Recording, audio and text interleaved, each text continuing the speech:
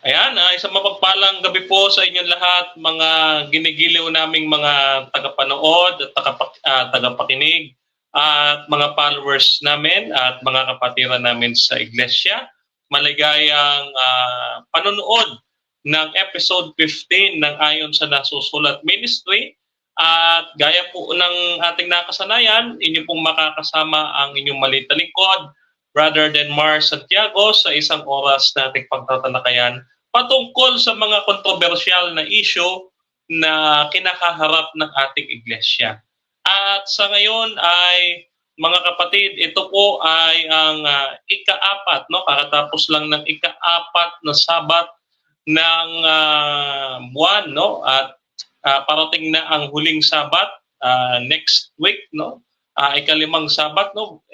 Minsan lang magkaroon ng 5th Sabat ang bawat buwan, no? At tayo ay nagpapasalamat sa Panginoon sapagkat tayo po ay nabigyan ng pagkakataong ipahayag ang kanyang mensahe diyan po sa Malaban SDA Church diyan po sa probinsya po ng Binyan, Laguna. No, maraming salamat po sa nag-imbita sa atin at nagrekomenda sa atin siyempre diyan po sa napakaganda at napakalamig na iglesia, no? Sana lahat malamig.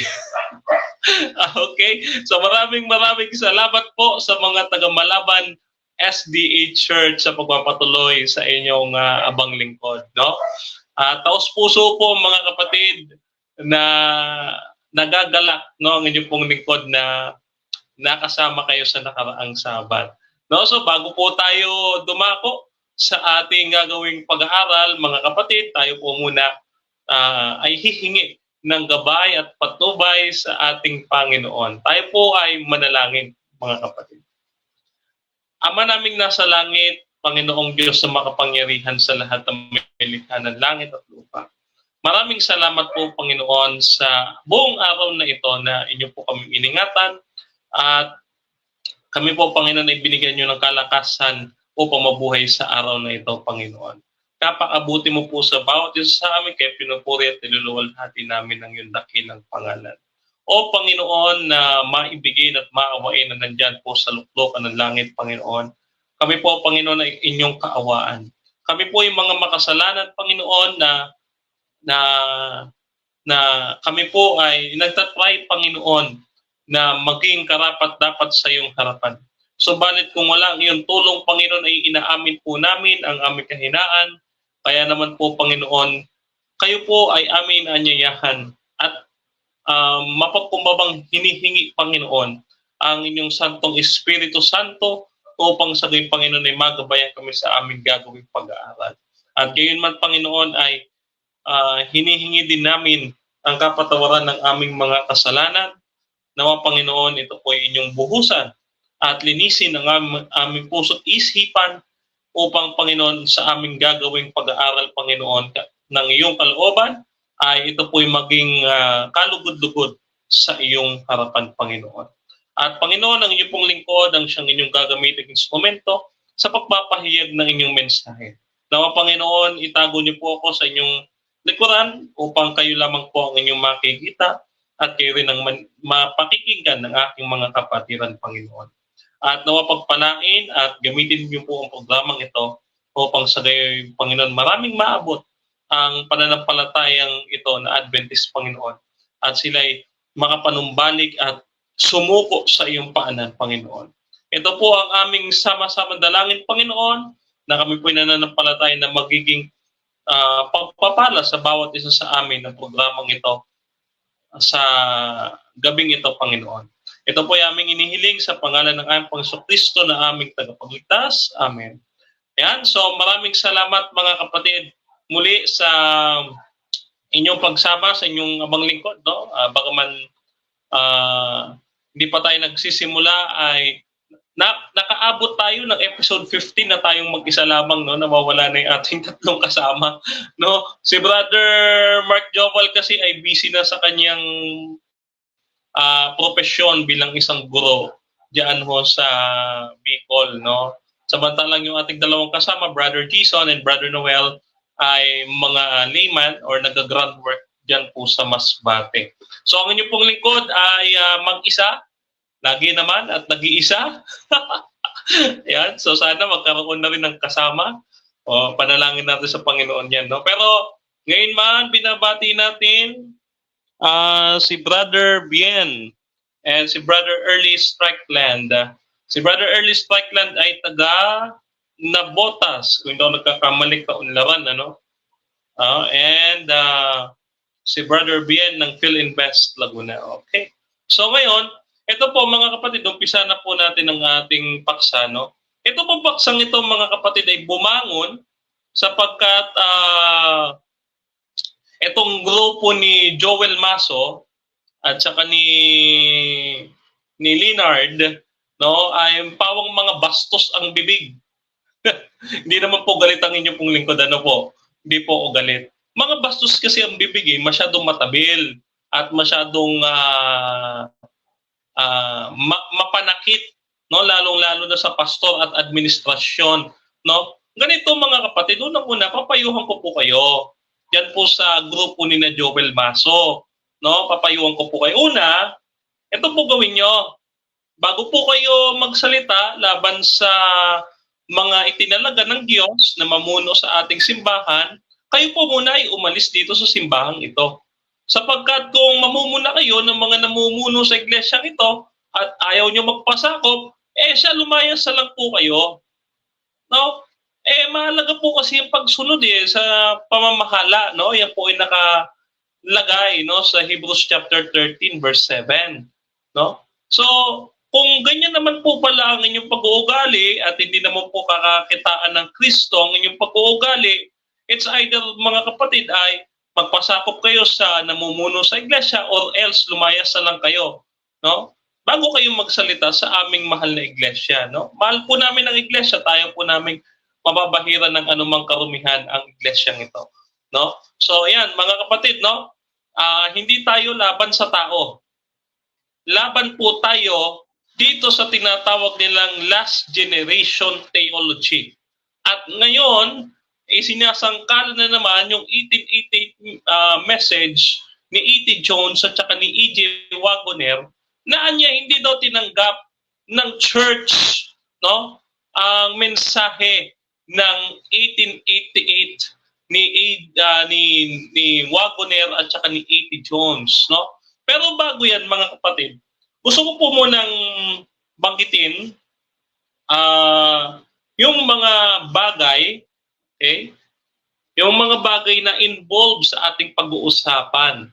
No? Unang-una, ang 1888 message, mga kapatid, is a most precious message. No? And ito ay napakahalagang mensahe sa Laodicea. No, sa Laodicean Church, which is tumutukoy sa ating kapanahunan ngayon ng Laodicean, ano? So tatalakayin natin yan sa mga susunod na kapanahunan, yung mga Laodicean, no, yung 7 church ages, no? And dito, mababanggit din natin yung latter rain and yung loud cry of the third angel sa 3 angels message, no? So umpisahan po natin. Ngayon po, isa po sa aking nabanggit, mga kapatid, ang latter rain. Ano ba ang latter rain? Ang latter rain, mga kapatid, ayon dito sa ating ayon sa ating writings, no, dito po sa Acts of the Apostles, mga kapatid, sabi po dito, Acts of the Apostles, page 54 to 55 noong 1911. The outpouring of the Spirit in the days of the apostle was the beginning of the early or former rain. And the glorious was the result. To the end of time, the presence of the Spirit is to abide with the true church. Okay. And sabi dito, mga kapatid, near the close of earth's special bestowal of spiritual grace is promised to prepare the church for the coming of the Son of Man. This outpouring of the Spirit likened of the falling of the latter rain. Ang latter rain, mga kapatid, ayon po kay Mrs. White, ito po ay ang pagbuhos ng Espiritu Santo sa mga huling panahon. At ito po, mga kapatid, ito daw po ay naganap noong panahon ng mga apostoles, no, na ating mababasa dito sa Acts chapter 2, no? Mababasa po natin yan dito sa Acts chapter 2 verse 16, no, to 18. Ano po sabi diyan sa Acts 2 chapter 2 verse 16 to 18, mga kapatid. Okay, sabi ho dito, teka lang ha. Ito ha. Sabi dito, mga kapatid, ayan. Ngunit ito ay yaong ipinahahayag sa pamamagitan ni Propeta Joel. At sa mga huling araw, sabi ng Diyos ay ibubuhos ko ang aking espiritu sa lahat ng laman, at ang inyong mga anak na lalaki at mga anak na babae ay magsasalita ng propesiya. Ang iyong mga kabataang lalaki ay makakakita ng mga pangitain. Ang iyong mga matatandang lalaki ay mananaginip ng mga panaginip, no? Maging sa aking mga aliping lalaki at aliping babae, sa mga araw na iyon ay magbubuhos ako ng espiritu at sila ay magsasalita ng propesiya.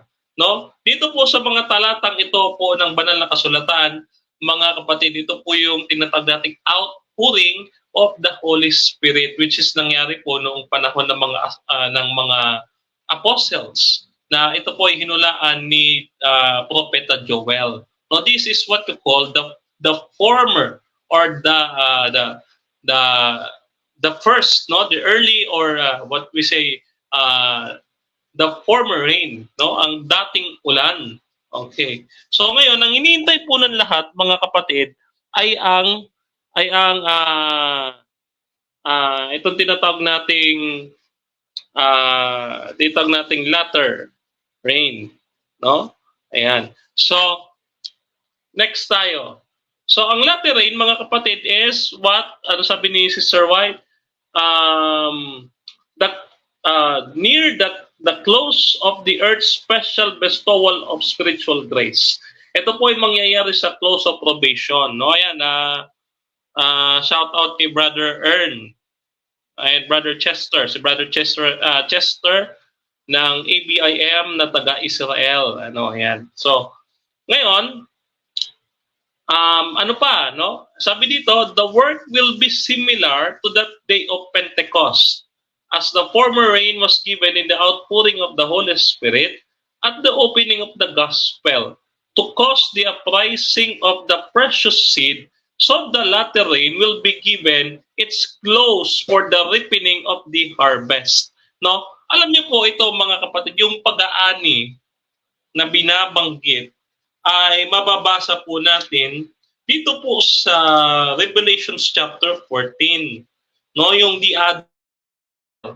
no, na sinasabi. So after the three angels, pagkatapos mabanggit yung three angels message, ay lumitaw pa yung isang anghel, mga kapatid, no? Basahin po natin yung Revelations chapter 14, no? So after po nung three angels na ipahayag, ay lumitaw po itong another angel. No, sabi dito, mga kapatid, no, ay pagkatapos, ito ha, isa pang anghel, no, ang kanya nakita, no? Ayan. Ano sabi, ay lumabas sa dambana na siyang may kapangyarihan sa apoy, ay tumawag ng siyang malakas sa tinig. Ano ang sabi, mga kapatid? Ihulog mo ang iyong karit.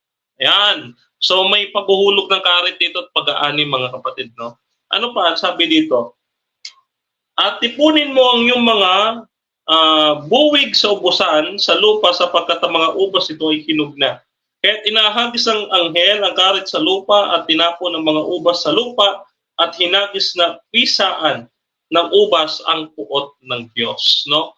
So mayroong pag-harvest, no, yung sifting. Meron tayong tinatag na sifting, and what you call this, itong pag shake, no, shaking and sifting, no, sa mga huling araw, this come in the close of probation, mga kapatid, ano.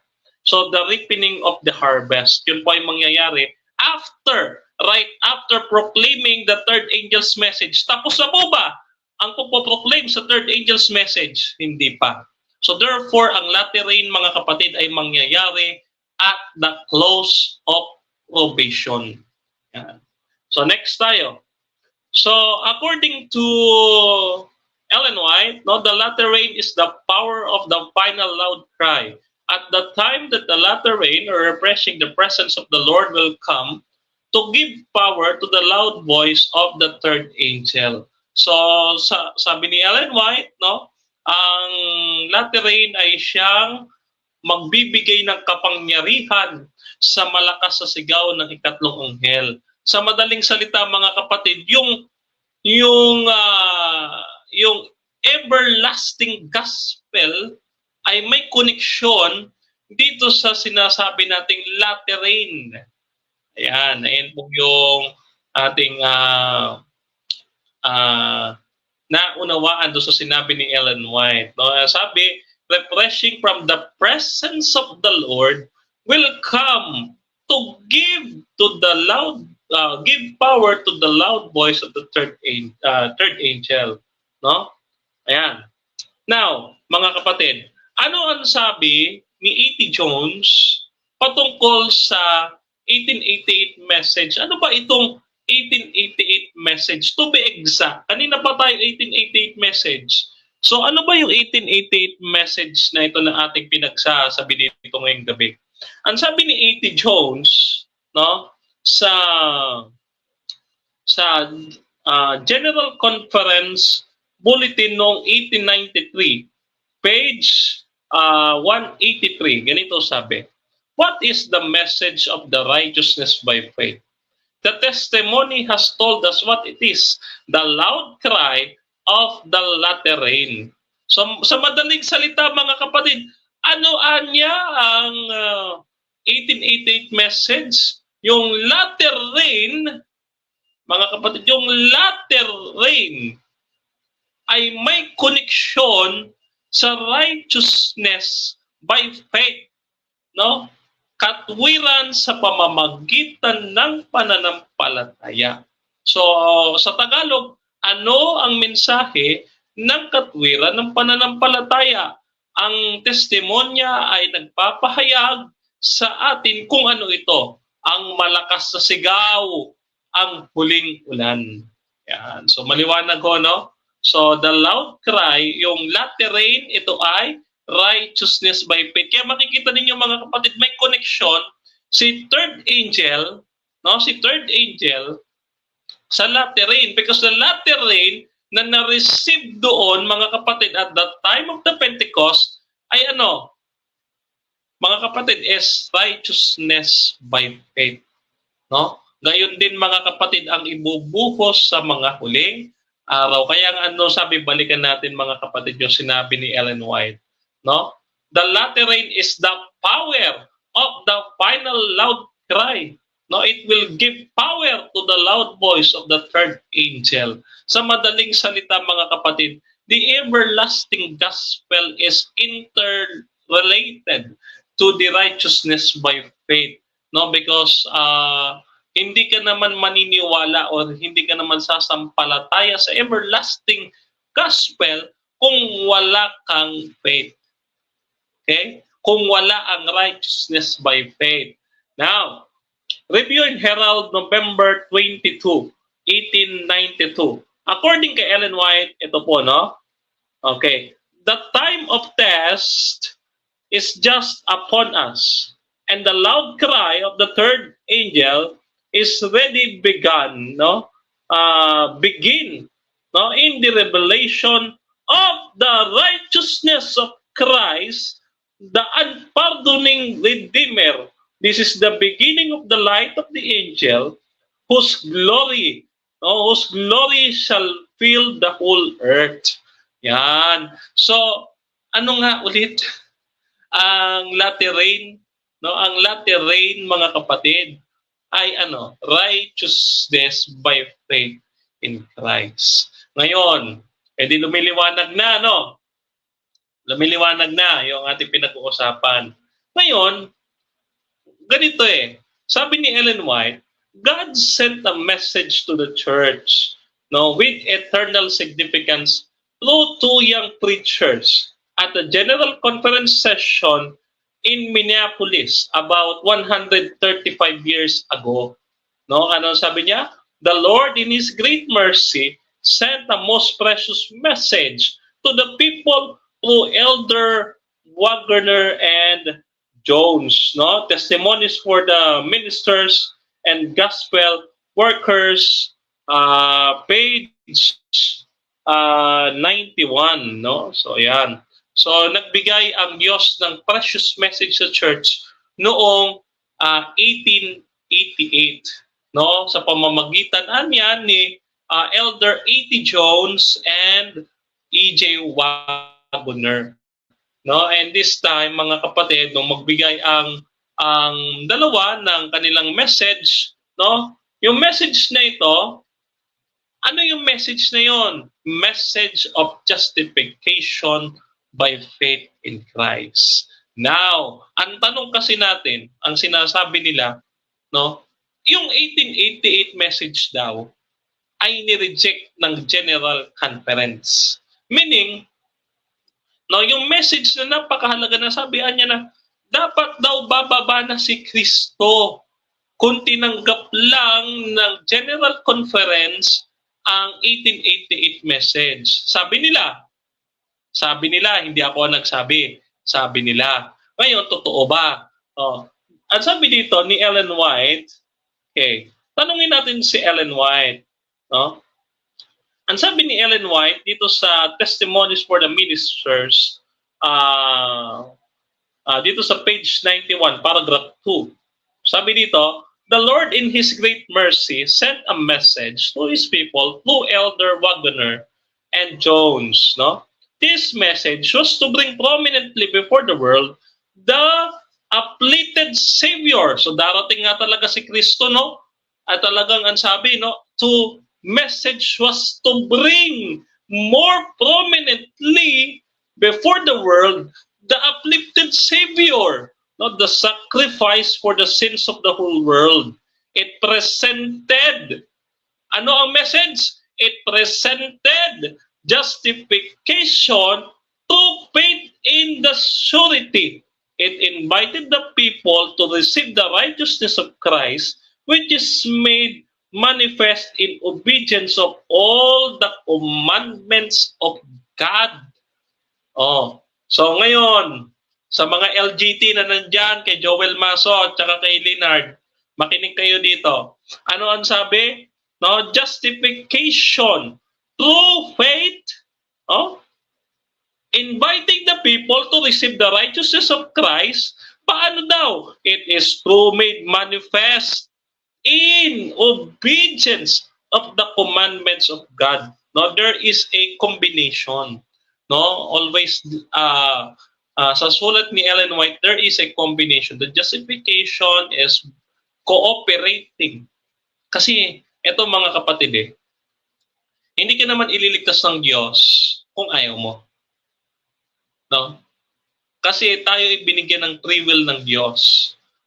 Kaya nga, we are being called being. When you say being, you have the will. Okay, you have the will. Just like Christ, He has also a divine will. Okay? So, kaya nga siya itinawag na holiest being. One of the three most holiest being. When you say being kasi, there is a will. Mga kapatid, that is the definition of that. No? Sabi dito ni Ellen White, many had loss of sight of Jesus. They needed to have their eyes directed to the divine person, ang ating Panginoon, His mercy and His changeless love for the human family. All powers given into hands that He has dispensed, which gives unto men, imparting the priceless gift of the own righteousness to the helpless human agent. This is the message that God commanded to be given to the world. It is the third angel's message, and which is proclaimed with a loud voice and attended with the outpouring of the Spirit in a large measure. So ngayon mga kapatid, ang tanong, sa ating mga nanonood, this is a pivotal measure. No? Tanong, yung righteousness of Christ or righteousness by faith in Christ na message ni EJ ni 80 kabaliktad no ni 80 Jones at saka ni EJ Wagoner ba ay ni-reject ng church? Okay, kasi kung ni-reject mga kapatid, magsilayasan na tayo dito. Huwag na tayo mag-Adventist. You know why? Because ang ni-reject niyo mismo si Kristo. You don't want Christ to sunk in you para tulungan ka to obey the commandments of God. You cannot obey the commandments of God without the righteousness by faith in Christ. So, nireject mo si Kristo, which is the righteousness of God. Ang katwiran ng Diyos, ang ginawang katwiran ng Diyos sa kanyang harapan upang tayo ay maging karapat-dapat, which is our greatest substitute. Walang iba kundi ang ating Panginoon. I-reject ba ng church? Ni-reject ba ng church yan? Pag ni-reject mo na yan, magsialisa na tayo dito. Ha? So, walang magsasabing Adventist na ni-reject ang message. Kasi kapag ka ni-reject ang message, ni-reject mo na si Kristo. Maliwanag yan, ha? Ang message ni A.T. Jones and ni E.J. Wagoner is righteousness by faith in Christ, mga kapatid. Okay? So, sabi dito, ito ang report ni Ellen White sa selected messages. No? Okay, selected messages. Sabi dito, the light that is to enlighten the whole world with its glory was resented and by the action of our own brethren has been a great degree kept away from the world. No? Selected messages yan. Dito po sa page 134. No? Selected messages, volume 1, page 134. No? We unwillingness to yield up preconceived to accept this truth. They accept the truth naman pala eh. Hindi naman sinabing deny. Accept. Ulitin natin. We, an unwillingness to yield up, preconceive, iniisip ninyo na hindi inaccept. Sino ba nag-iisip na hindi inaccept? Ikaw lang eh. Di ba? Joel Maso tsaka Leonard. Ikaw lang naman nag-iisip yun eh. Saan nyo nabasang ni-reject? Sige nga. Ngayon, sabi dito, lay at the foundation of a large share of the opposition manifested at Minneapolis against the Lord's message through brethren E.J. Wagoner and A.T. Jones. And exciting that opposition, Satan succeeded in shutting away from our people in a great measure. Thus, the special power of the Holy Spirit that God longed to impact to them. The enemy prevented them from obtaining the efficiency which might have been in the carrying the truth to the world as the apostle proclaimed it after the day of the Pentecost. No, sa madaling salita mga kapatid, no, nagkaroon ng oposisyon. Sino ang nag-oposisyon? Si Olsen, no? Sino pa? Si Uriah Smith, si J.I. Butler na GC president at that time. But it doesn't mean, mga kapatid, na may opposition, ni-reject na ng church. Sino ba nag-reject? Di ba si J.I. Butler? Sino ba si G.A. Butler, General Conference President? Bakit? Why G.A. Butler does not constitute or does not represent the church? Why? Because ang General Conference President has no authority himself. Why? Because we are not like the Catholic Church. Na kapag ka nagsalita ang Santo Papa, yun na ang susundin. No, the authority rests upon the council. No, we are a conciliar church. No, the authority rests on the session or the conference itself, not basing from the President G.A. Butler.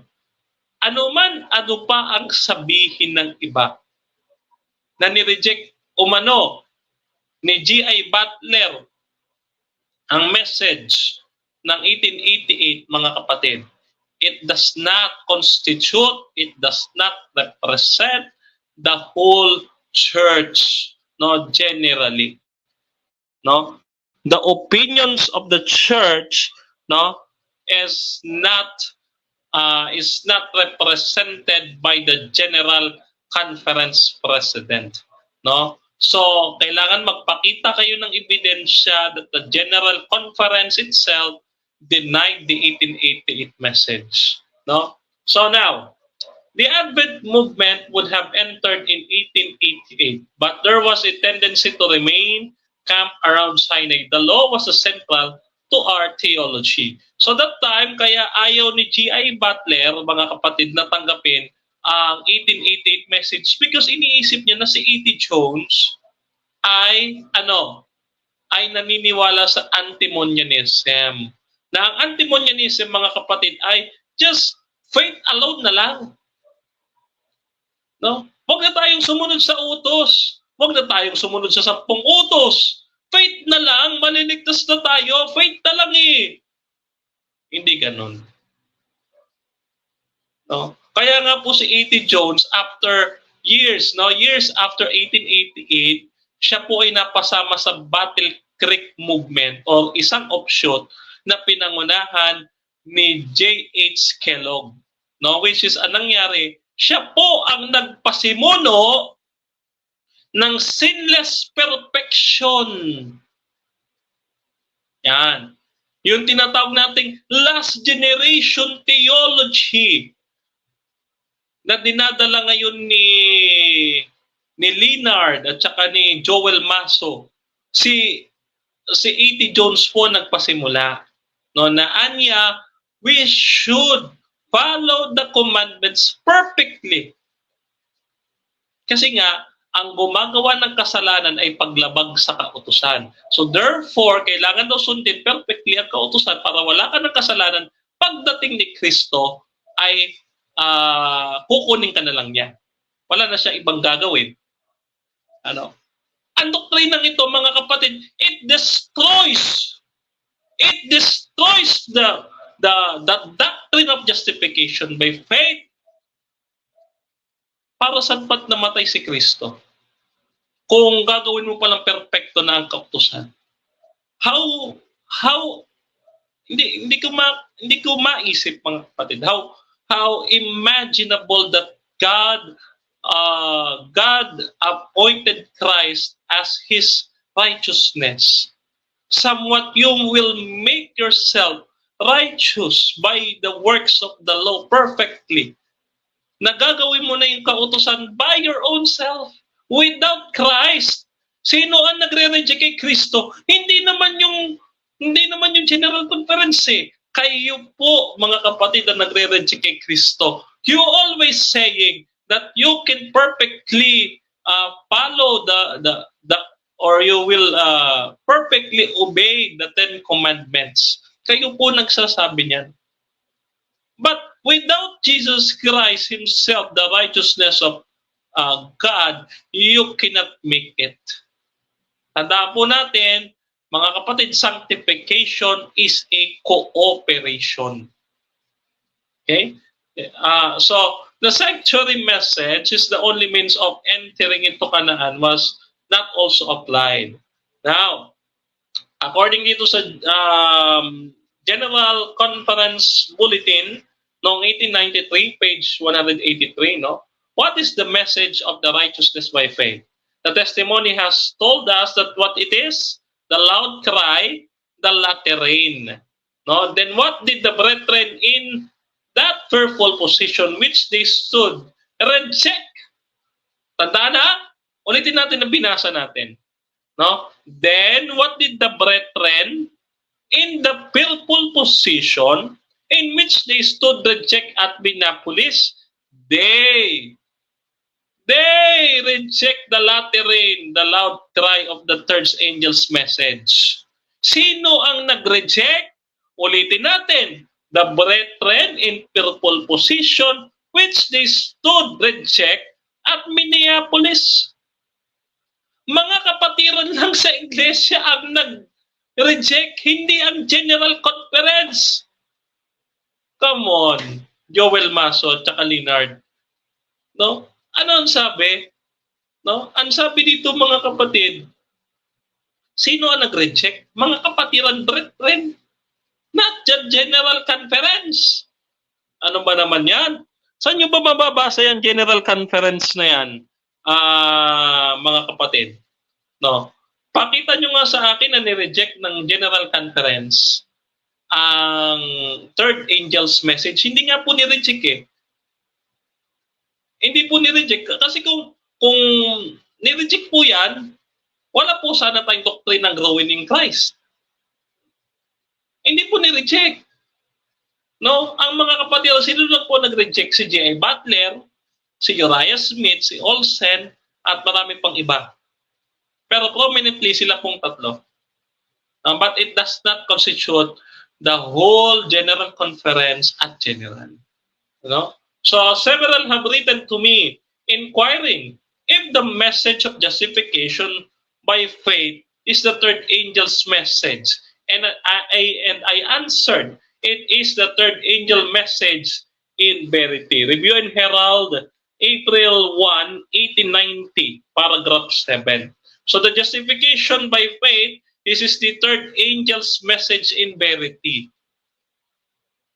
So maliwanag mga kapatid, ito po ang pinaka-central foundation and pillar ng ating pananampalataya. Si Kristo, no, ang ating righteousness. Christ, our righteousness. No? Yan. Ngayon, punta naman natin yung sinasabi ni Uriah Smith. No? Okay, sabi ni Uriah Smith noong June 11, 1889, no, dito sa Review and Herald, no? The law is spiritual, holy, just, and good, the divine standard of righteousness. Perfect obedience to it will develop perfect righteousness, and that is the only way anyone can attain to righteousness. No? Sabi dito mga kapatid, ang kautusan, ang perfectong pagsunod sa kautusan ay magde-develop. This is the growing in Christ. Ano? Kaya nga nabuo po yung ating doctrine ng growing in Christ because we are believing that the third angel's message, the latter rain, the loud cry of the third angel's message is justification by faith in Christ, mga kapatid. No? Yan po ang kasaysayan ng ating doktrina. So wag po kayo nagpapaniwala doon sa nagsasabi na hindi inaccept. No? Wala pong hindi inaccept, hindi po pwedeng i-reject. Kung ni-reject po yan, hindi magsialisan na nga po talaga tayo dito sa ating church. No? Ngayon, sabi dito sa manuscript, no? 5 noong 1899, Ellen White. He doesn't know that he is talking about he sees the three as men. It is impossible for us to exalt the law of Jehovah unless we take hold of the righteousness of Jesus. So, yan na nga po yung aking sinasabi, mga kapatid, we cannot perfectly obey the law without the righteousness of Christ. No? So, the law has its important position, but is powerless unless the righteousness of Christ is placed beside the law. to give its glory to the whole royal standard of righteousness. Wherefore the law is holy, the commandment is holy, just and good. No, manuscript releases, volume 16, page 235, paragraph 2. No, so mga kapatid, ang pagsunod po sa kautusan without righteousness of Christ ay useless. It is powerless, mga kapatid. So the message is given to us by E.T. Jones and E.J. Waggoner is what? The message of God to the Laodicean church. The 1888 materials noong ito ay 1052. No? Yan. Okay. So ngayon, mga kapatid, puntahan natin itong ano. Okay. Puntahan natin itong okay. Okay. Ito pong special messages, no? Special messages, volume 3, page 172. No, sabi dito mga kapatid, the third angel's message is the proclamation of the commandment of God in the faith of Jesus Christ. So pinagsama po, no, righteousness by faith in Jesus, no, righteousness by faith in Christ, and the commandments of God. Sabi dito, di ba, fear God and worship, no, the God who creates the heaven and the earth and the sea and everything, no. So that is the third angel's message. So it is related to the Sabbath keeping, mga kapatid. So the commandment of God has been proclaimed by the faith of Jesus Christ, is not proclaimed by the Seventh-day Adventists as equal importance. No, the law and the gospel going hand to hand. I cannot find language to express a subject in its whole. It is fullness, the faith of Jesus. No, the gospel is the faith of Jesus. In summary, mga kapatid, now let us summarize what we are talking about here. Okay? Let us summarize. Okay. Mamaya babasahin natin yung inyong mga comments, no? But first, dahil mag-iisang oras lang ating programa, we will summarize everything what we have talking about, no? First, the Adventist Church as God's true remnant church, no, has not yet understood and experienced salvation as it should after the divine plan. So, hindi pa naunawaan ng ating church noon, mga kapatid, ang righteousness by faith noong mga panahong ito. Tanda po natin, mga kapatid, the restoration of God is not just one time. Hindi po ito isahang gawain. It's not a one-time event. Thus, mga kapatid, God sent His message slowly and surely to His people. No? Na ipinakita kay Ellen White yung Sabbath, ipinakita kay Ellen White yung health reform, ipinakita kay Ellen White yung sanctuary, ipinakita kay Ellen White yung righteousness by faith in Jesus Christ, no? Which is the 1888 message. Ipinakita kay Ellen White na may mga susulpot na mga option, no? At marami pang iba. No, dahan-dahan po yan, sunod-sunod, at mayroon pong mga different timelines yan, mga kapatid, no? So, it is not yet understood by the church. So we are just saying that we are progressive church. No, we are progressive until now, mga kapatid. The message of God is advancing truth, no? The message of the Lord is an advancing truth. There might be what we call light, no, but it is not new light. But however, it came from the spirit of prophecy and from the sacred scripture, no.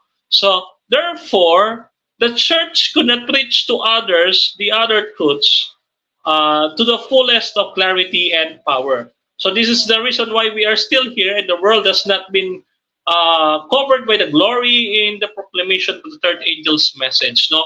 That's why the Seventh-day Adventists, mga kapatid, until now ay nangangaral, no? That's why we are here.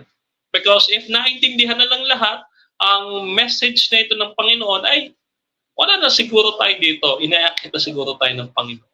So balit kung naintindihan lamang ng lahat no, ang nakarating na ang lahat sa pagkaunawa sa ating misyon bilang mga Adventist ay wala na sana tayo dito, no? So today we can see in the world, in the US government and in the church, that God wants to release, no, the four winds of the Revelation 7. So it is a time that the church studies, accepts, and experiences and preaches the message. No, the four winds, no, symbolically, mga kapatid, no, as represents the study, no, yung acceptance, yung experience, and preaching the message. No, this is the four phases of God's message. No, so um, clad in the armor of Christ's righteousness, the church is enter upon the final conflict, mga kapatid. And according to Ellen White,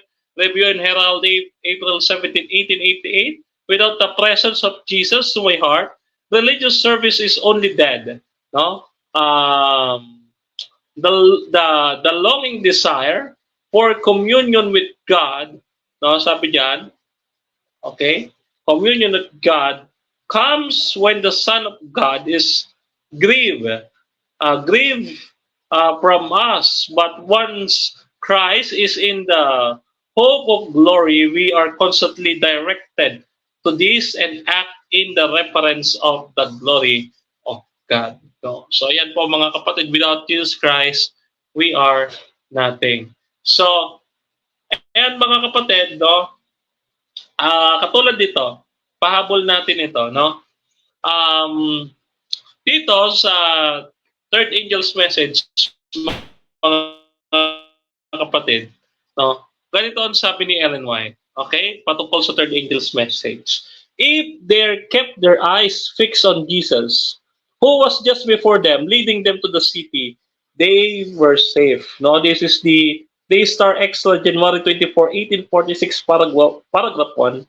The December 1844, the first vision of our prophetess Ellen White. No, so kung tayo lamang ay nag-fix, if we fix our eyes on Jesus, not to perfectly obeying the law of the commandments, mga kapatid, mauunawaan natin na the message of the third angel is not only keeping the Sabbath, but also the righteousness of God in Jesus Christ. No, righteousness by faith in Christ. No, if you reject the 1888 message, then you are rejecting Christ. No, if we were rejecting Christ, then we must not be called Christians, mga kapatid.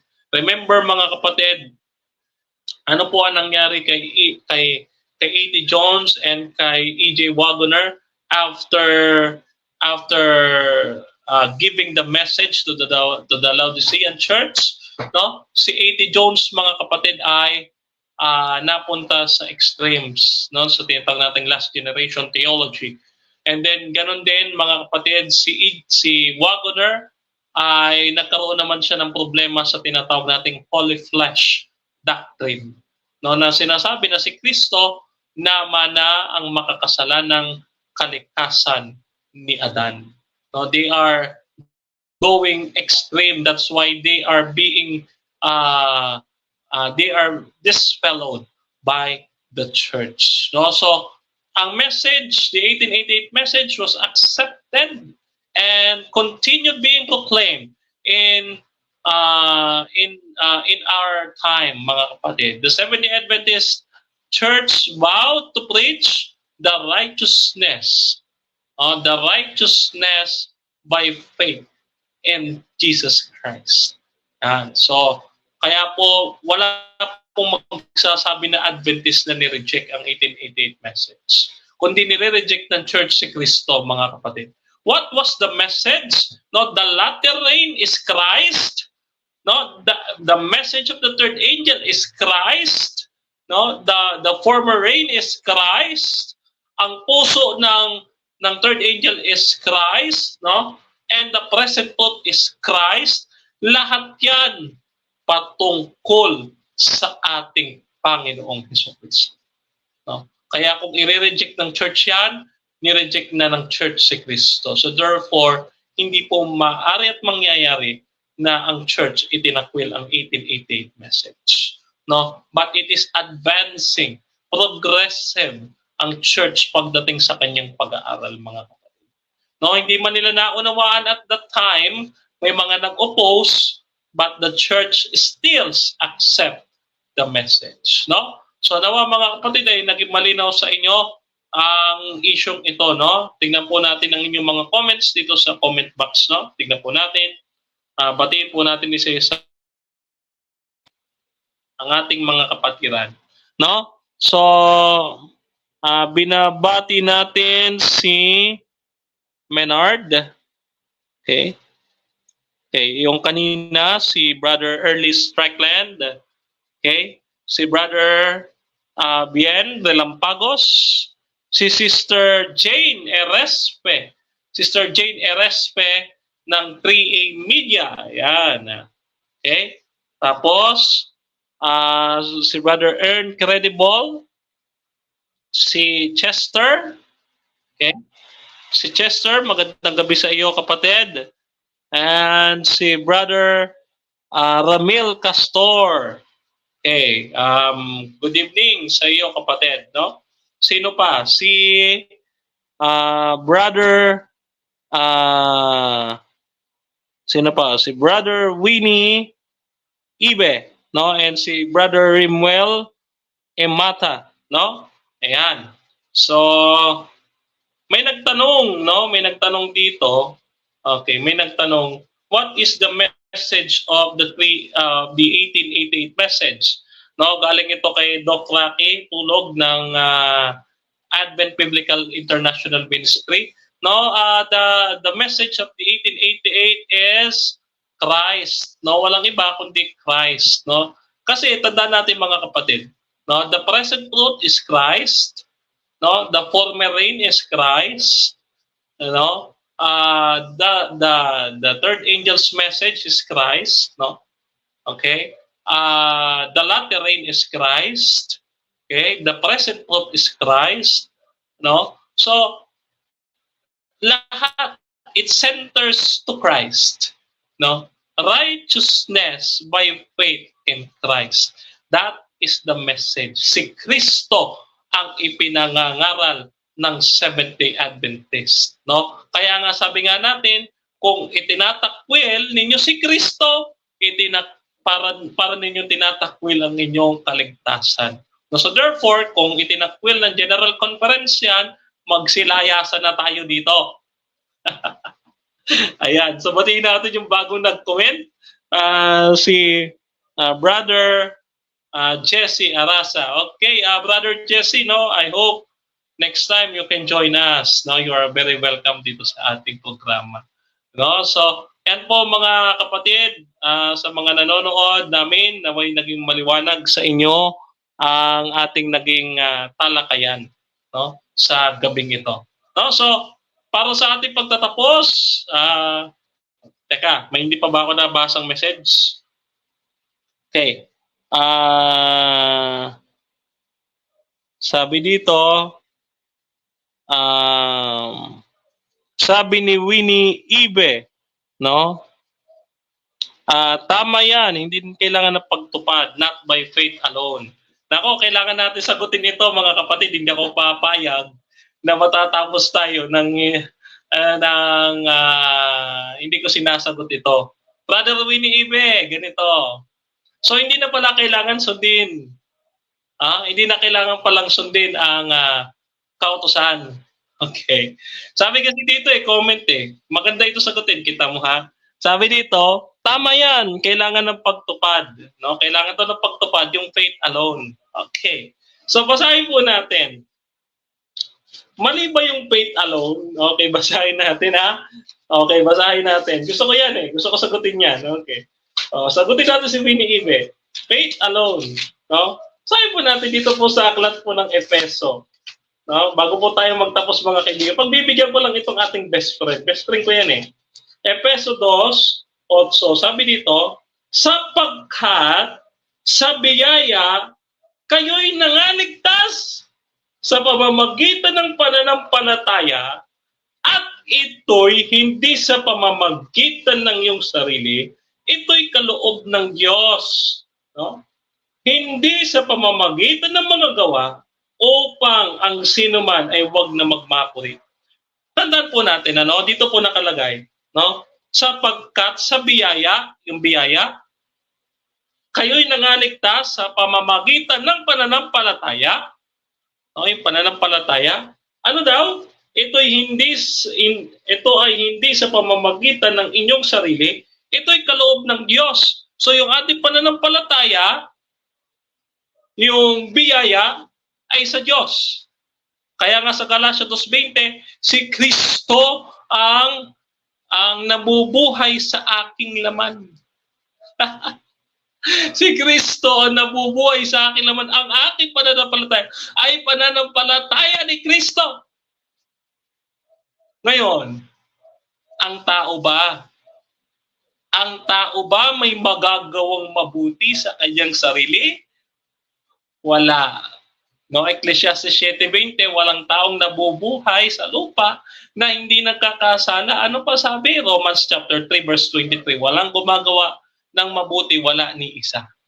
Walang nakaabot sa kaluwalhatian ng Diyos. Therefore, ang kaligtasan, winiibe, ay faith alone. Faith alone. Ang pagsunod sa kautusan, ang pagsunod sa kautusan ay bunga ng pananampalataya.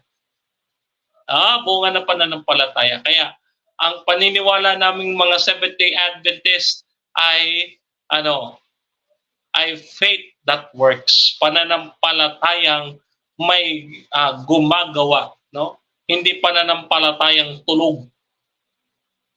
At hindi rin gaya ng mga Katoliko. Hindi katulad ng Katoliko na kailangan maligtas ka, maghihimas ka ng rebulto, magdadasal ka ng rosaryo, na mag-i-indulgence ka, na ano pa sabi, ikaw ay tatanggap ng 7 sacraments, So, ngayon, sabi mo kailangan ang pagtupad. Tanong, winiibe, kayo ba mga Katoliko, tinutupad ninyo ang utos sa pangingili ng Sabat? Sabi mo, kailangan to pa rin eh. Tinutupad mo ba? Yes or no? Di ba hindi? Kaya wag mo sabihin na tumutupad. Hindi ka makakatupad. Diyan pa lang sa Sabat, hindi ka na tumutupad. What more sa 10 utos pa? Huwag ka nang sumagot. Sagot ka ng sagot eh. Kaya kita mo, nadali ka tuloy ngayong gabi. So, hindi daw faith alone. Kasi nga, may nabasa siya doon sa James chapter 2 na it's not by faith alone. Parang gusto mo ata pagkontrahin si Pablo at saka si Santiago. Ngayon, lilinawin natin yan next episode. Yung salvation, the righteousness by faith in Christ. In grace alone, faith alone, Christ alone, Bible alone, at yung 5 solas ng Reformation, tatalakayin natin. So, pagbibigyan natin si Winnie Ibe. Ngayon, kung gusto mo, okay, kung gusto mo, pwede ka pumasok sa programa at dito tayo magtalakayan. Meron akong special na programa para sa iyo. Ito, sa loob ng 1 oras na aking programa, sa loob ng 1 oras na programa, 1 oras ka magtatanong. 3 minuto ako sasagot bawat tanong. Yan ha? So, 1 oras ka magtatanong, buong programa ka magtatanong, 3 minuto ako sasagot bawat tanong. Ngayon, isama mo si Anthony, isama mo si Hamski, isama mo si Jezreel, at kung sino pa kaya mong isama, Winnie, sa panig ng mga Catholic defenders. Sabihin mo kahit 5. 5 kayo, laban sa akin, ako mag-isa. Isang oras magtatanong kayo. 3 minuto ako sasagot. Ha? 5 kayo laban sa isa. Advantage nyo yan. Ulitin ko, 5 kayo na Catholic Faith Defenders laban sa akin. Dito, mismo sa aking programa. Okay ba? Oh. So, aantayin ko. Aantayin ko yung sagot mo. Okay? So, ikaw, pagbibigyan kita. Dahil kaibigan kita, best friend nga kita, di ba? Okay. So, ang haba, ang dami ng comment. Teka, tignan natin ha. Tignan natin yung mga komento. Ang haba, dami. Ano sabi dito ng mga nagko-komento? Aha. Aakit daw si Brother Winnie Ibe. Ay, wag ka na umakyat, mapapahaba yung aking programa dahil ang aking airtime ay 1 oras lang, no? So, ayan. So, Brother Jesse, you are welcome, no? Kumbaga, tayo ay, nga pala kay Brother Jesse, humbly, kapatid, ito ay nagpapakatotoo tayo, no? Sa aking kalooban, kapatid, ha?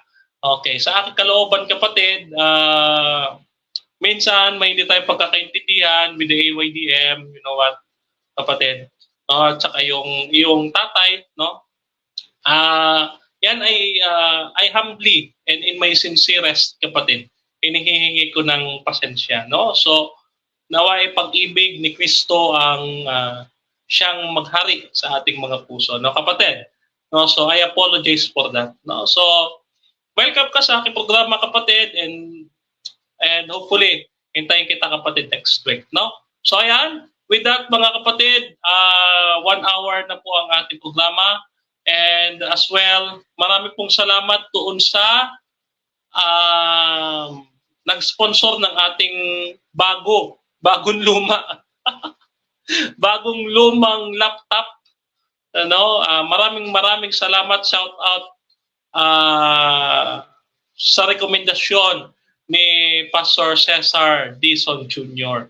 at sa taong tumulong, no, at nagpadala ng laptop, no. Hindi ko pa po nakukuha, pero maraming salamat na po agad, at ito po ay nasa kaibuturan ng aking puso. Ako po ay talagang nasisiyahan sa inyong pagtulong sa ating ministry. Purihin po ang Panginoon. So tayo po, mga kapatid, inanyaya ko po kayo na manalangin at pagpasalamat tayo sa ating Panginoon. No? So tayo po, mga kapatid, ay panandali ang yumuko sa panalangin. Panginoong Diyos na makapangyarihan sa lahat, makalangit na Ama, marami pong salamat sa gabi ito na kami po, mga kapatid, ay nakapag-aral ng yung dakilang mga katotohanan, Panginoon. Kaya naman, Panginoon, niluluwalhati at pinupuri at ibinabalik namin ang lahat ng parangal sa iyo. Sapagkat, Panginoon, ipinagpala at ibinigay mo at ipinakaloob mo sa amin ang mensahe ng righteousness by faith in Christ, at ipinaunawa mo sa amin, sa aming iglesia, kung gaano kahalaga ang koneksyon at magagawa ng Panginoong Kristo sa aming buhay. Sapagkat, Panginoon, kung sa pamamagitan lamang ng aming mga gawa ay hindi kami maliligtas, Panginoon. Ngayon man, Panginoon, sa pamamagitan ng inyong itinalagang katwiran na ang aming Panginoong Kristo ay magagawa namin ang lahat, sapagkat, Panginoon, sumasampalataya kami na sa pamamagitan ng inyong anak na si Kristo, magagawa namin lahat ng mga bagay. Walang imposible, Panginoon, sa inyo, at kayo po ang gumagawa sa amin, Panginoon. Kaya naman po, Panginoon, nawa, Panginoon, sa gabing ito, Panginoon, ay naging pagpapalat biyaya sa aking mga kapatiran ang naging pag-aaralan namin ngayong gabing ito, Panginoon. Kaya naman, Panginoon, sa panandalian namin pag-iwahiwalay, Panginoon, ay niyo pong basbasan ang aking mga kapatid sa buong sanlingkod na aming tatahakin at lalandasin, Panginoon. Hanggang sa dumating ang araw ng Sabat ay muli ka naming sasambahin sa mga dakong banal at aming mga iglesia, Panginoon. So maraming salamat, Panginoon, at nawa, Panginoon, ay magamit ang programang ito sa lalong dakilang gawain mo na pagpapalapit sa maraming tao sa iyong paanan sa Diyos, Panginoon. Maraming salamat po at ang inyong bang lingkod ay inyo pong ginamit sa ganitong gawain. Purihin ka, Panginoon, Panginoon ng pag-ibig at kaawaan at punong-puno ng habagan. Maraming salamat po at kami nananalangin sa pamamagitan ng aming Panginoon Kristo sa kanyang pangalan. Ang lahat ay luluhod at yuyukod sa pangalang Hesus Kristo na iyong ibinayaya sa amin. Amen. So, maraming salamat mga kapatid sa inyong pagsama. Muli po, ang inyong pong abang lingkod ay nagpapasalamat sa inyong parating panonood sa ating programang ayon sa nasusulat tuwing linggo ng alas 8 hanggang alas 9 ng gabi. Nawa mga kapatid ay naging blessing para sa atin at naging additional at pagpapatatag sa ating pananampalataya yung ating napag-aralan. No? Patuloy tayong manghawak sa mga katotohanang ipinahahayag ng ating iglesia at tayo po ay manatiling nakapanatiling submissive sa ating authority sa ating iglesia. No? Sila po ay pinagkaloob ng ating Panginoon. Sila ay maggabay sa ating mga kapatid. So nawa ay ma-share ang katotohanan ito sa lahat ng mga tao. So keep sharing mga kapatid, and God bless us all po sa inyong lahat mga kapatid. And also, have a good night po mga kapatid. No? Lalo na hindi lamang sa inyo, maging sa ating mga nanonood ng mga Roman Catholic dito sa ating programa. You know? So God bless po sa inyo lahat, and see you po next week.